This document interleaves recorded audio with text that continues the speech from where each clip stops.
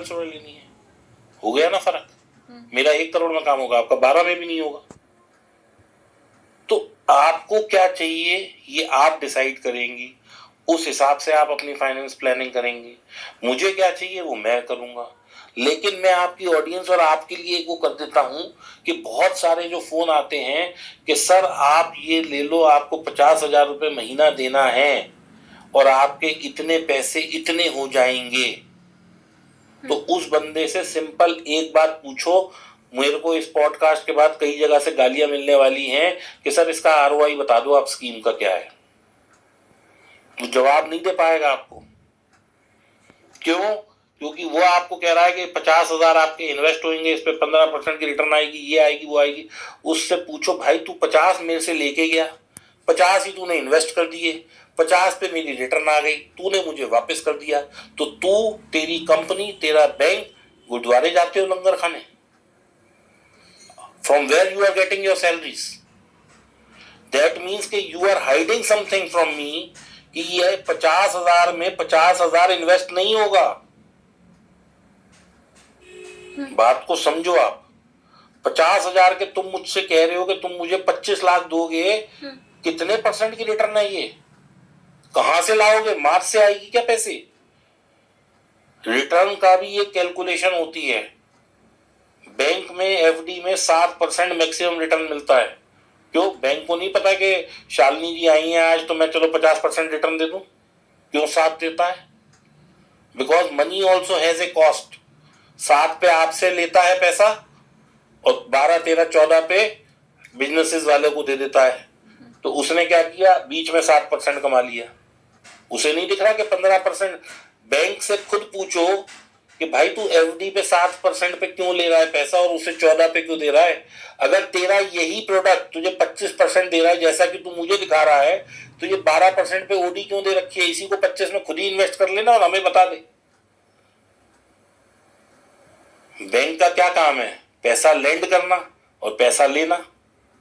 अब वो बैंक एक नया प्रोडक्ट ले आया, म्यूचुअल फंड या जो भी है, या इंश्योरेंस, या जैसी आप स्कीम बता रही हैं, तो इन सब में you will never get more than FD या स्लाइटली हायर देन एफडी।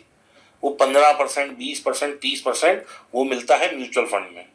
मैं आप लोगों से सबसे कहना चाहता हूं, जब म्यूचुअल फंड लेना, जब इन्वेस्टमेंट करनी हो तो म्यूचुअल फंड लें।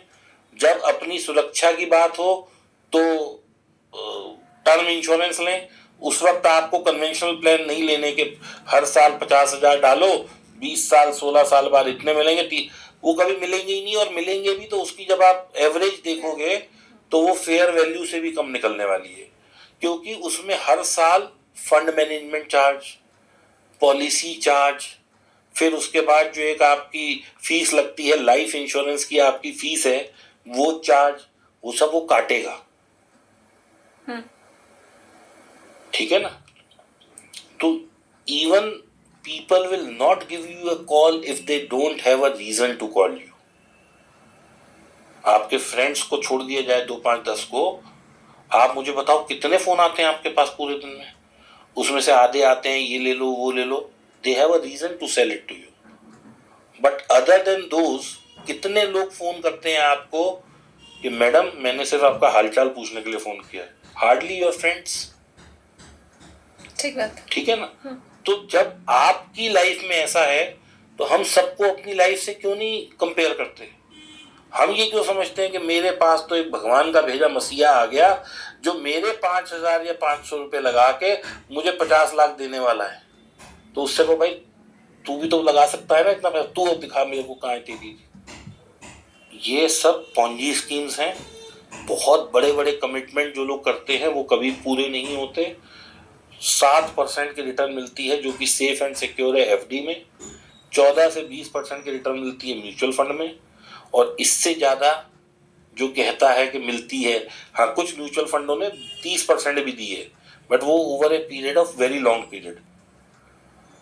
तो बाकी जो लोग कहते हैं कि इतने ले लो उतने ले लो, वो सब पैसे मरेंगे।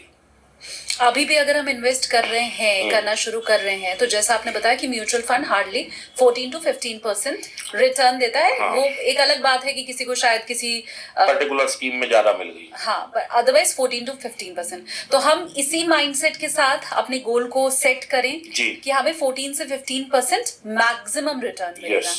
इससे ज्यादा नहीं सोचना बिल्कुल। है। क्या आगे आने वाले वक्त में